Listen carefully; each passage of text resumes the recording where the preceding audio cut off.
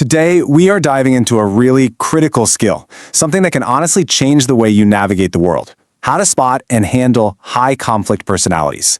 We're going to be pulling insights straight from the work of Bill Eddy. So, let's get into it. You know that feeling, right? You hang up the phone or walk away from a conversation and you just feel totally drained. Maybe you're confused, maybe you're on the defensive, and you're just left thinking, what on earth just happened? Well, it turns out there's a very real reason for that feeling. So here's the core idea, and it's a big one. Most people, we're talking about 90% of us, are pretty reasonable. We can disagree, we can find a middle ground, we can even admit when we're wrong. But there's this small group that operates on a completely different level, and that's why some conflicts just feel impossible to solve. Turns out about 10% of the population has what we call a high conflict personality. Now, 10% might not sound like a huge number, but let's put it in perspective. That's more than 35 million people in North America alone. And that's exactly why these encounters, even if they aren't happening every single day, feel so incredibly impactful when they do. So what does it actually mean to be a high conflict person, or an HCP? Well, look, this is not just someone having a bad day. We all have those. We're talking about a consistent, predictable pattern. It's built on 4 things. Thinking in black and white, all or nothing terms, emotions that seem totally unmanaged, behaviors that are way over the top, and, this is the big one, a constant, relentless need to blame someone else for everything. Okay, so the million-dollar question is, how do you see this coming? How do you spot the pattern before you get sucked into the drama? Well, lucky for us, there's a really simple tool that can help. It's called the WEB method. It's super easy to remember. First, W is for their words. Listen for that all or nothing language. You always do this. You never listen. It's all your fault. Next, E is for your emotions. This one's huge. Just check in with yourself. How do you feel when you're around them? Your gut reaction is a powerful clue. Are you feeling super anxious, confused, even strangely in awe of them?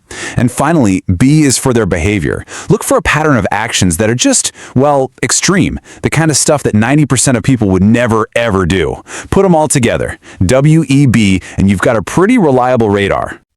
Now, while all high conflict people share these core traits, they don't all look the same. They tend to show up in a few distinct flavors, and it's really helpful to know what they are. The book breaks them down into 5 common patterns. So you've got 5 main types to watch out for. There's the I'm superior type, which has that narcissistic pattern. Then there's the love you hate you type, with those intense borderline mood swings. You've also got the cruel con artist type, that's the antisocial pattern. Then there's the highly suspicious type, who's always paranoid. And finally, the dramatic accusatory type, the histrionic one who just thrives on drama. Knowing which pattern you might be seeing is a massive first step. Okay, so you've spotted the signs. Now what do you actually do? Here's the thing, trying to reason with them or trying to get them to see your side of things, it almost always backfires. So you need a totally new strategy. And this isn't about fixing them. It's about managing the situation and keeping yourself safe. And that strategy is called the CARS method. C is for connect. This means you show some empathy, you give them your attention, and you treat them with respect. Now, that does not mean you agree with them. A is for analyze options. You present choices instead of telling them what to do, which gives them a sense of control. R is for respond, but you do it briefly and calmly, especially if they're saying things that aren't true. And S, this might be the most important one of all, you set limits on their behavior. And this quote, this is simply secret sauce for setting limits. That's my opinion. See, our first instinct when we're challenged is to fight back, such a to defend our powerful way to position. shut down an But you don't have to do that. before it even starts. You can simply because, say, well, think about it. That's my opinion. They can't Or, argue with your that's my perspective. It's yours. It is such a powerful Ultimately, way to all of shut these down an techniques are argument useful, before but your it even strongest starts. defense, Because it's not actually think about them. They It's can't about you. argue with your perspective. The most powerful It's tool yours. you have in these, ultimately, all of these techniques are useful, but your strongest defense, it's not actually about them. It's about you. The most powerful tool you have in these situations is your own awareness. If you want to boil it all down to one single thing, here it is. The one-word difference between high-conflict people and just about everybody else is self-awareness. They truly lack the ability to look inward and see their part in any problem, and that's why they so rarely change.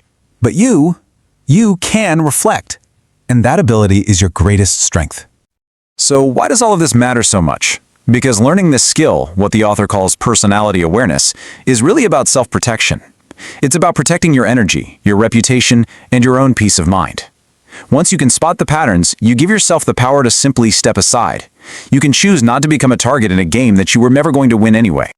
So, I'll leave you with that question to think about. Knowing all this is the first step, for sure, but the real power comes from applying it. So now that you can see these patterns a little more clearly, how are you going to use that knowledge to protect your own peace? Subscribe to the Book Breakdown for more powerful book summaries that can change the way you think.